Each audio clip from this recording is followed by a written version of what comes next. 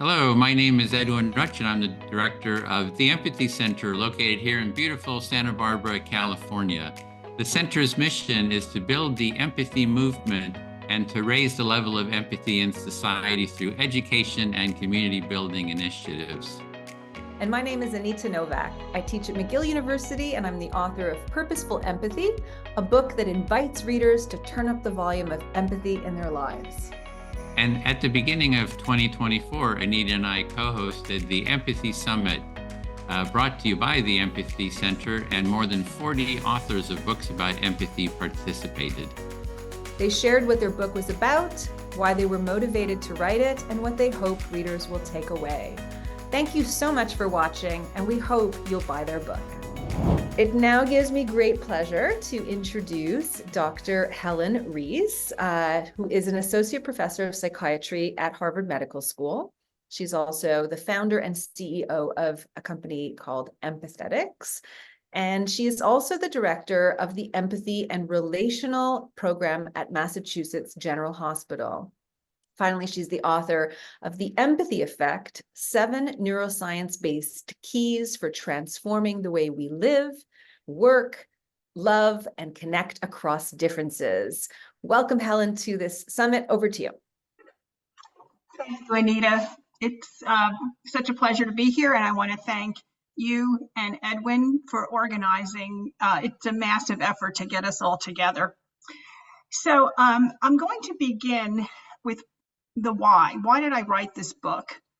I'll start with my background.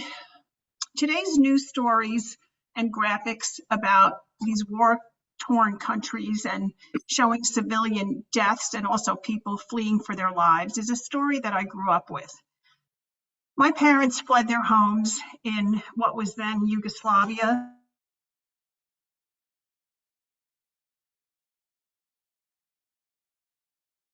People were either going to die or they had to run for their lives. So my empathy for people who suffer is really deep within me.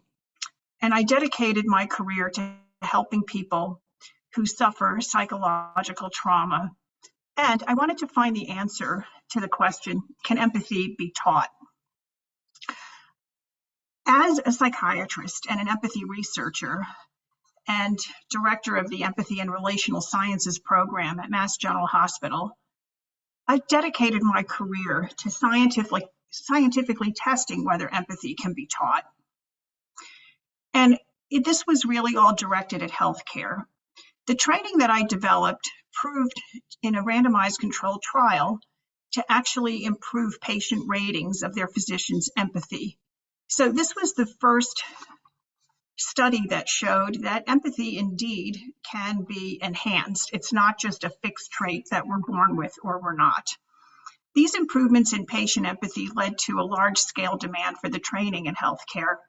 And so I founded Empathetics, which is an e-learning company that delivers this training online throughout healthcare organizations.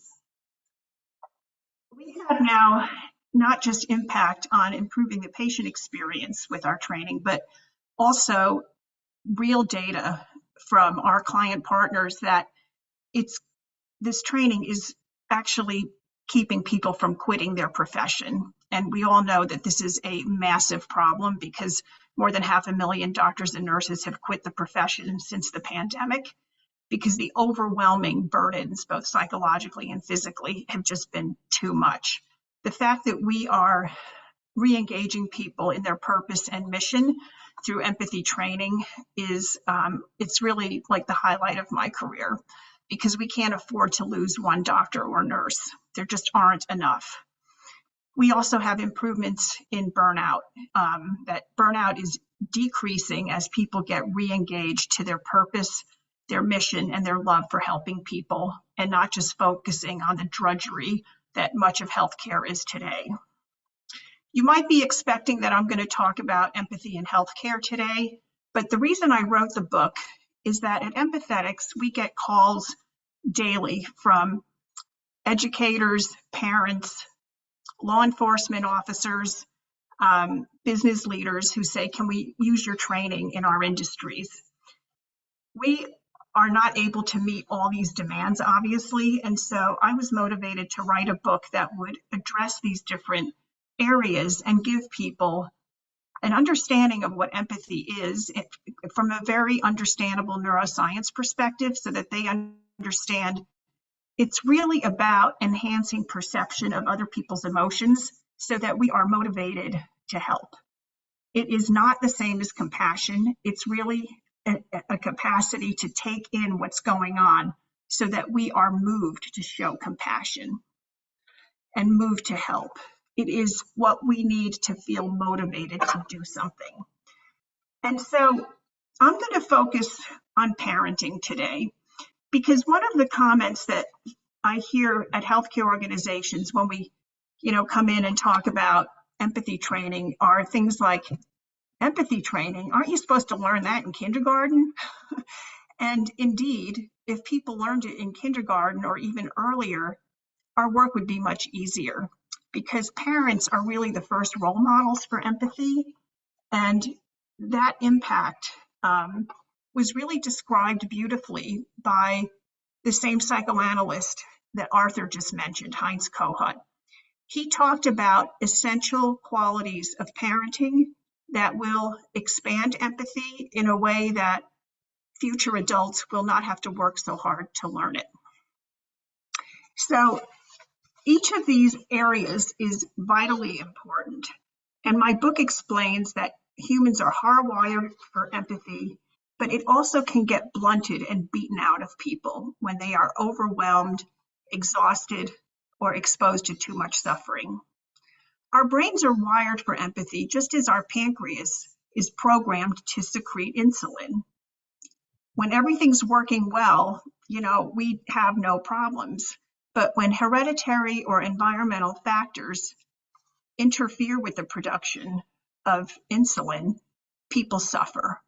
So too with empathy, if we don't cultivate it and also practice self-empathy, which is essential so that we have a full reservoir to show and deliver compassion to others, we will be empty vessels, and you can't get water from an empty pitcher. Today, I hope what our listeners will take away is the critical role of empathy in childhood, when this capacity can really be expanded. And there are 4 things that I'll focus on today that will help both parents and teachers help to expand empathy in their homes and in their classrooms. The first is to be a role model for empathy yourself. Kohut talked about the importance of children being able to idealize their parents and other important figures in their lives, because they are witnessing behaviors that make them feel good. When parents model taking care of others and being interested in others' perspectives, that is a huge lesson for children. For example, if a child says when he comes home from school crying, "I hate my best friend, he's so mean," empathy would naturally have us tune in to why our child is so upset with their friend. But to all of a sudden hate your best friend, we're curious, what happened? He stole my toy, he took my book, and he ran off and he wouldn't come back. So that might be the end of the story, but to teach empathy, we have an opportunity to teach perspective taking. What do you think could be going on with your best friend? What's going on at Johnny's house? Like, he's never acted like this before. And then you might find out, like, Johnny's father's in the hospital, and you hear a backstory that helps your child understand that it's not just the manifest experience, but there's a backstory to just about everything.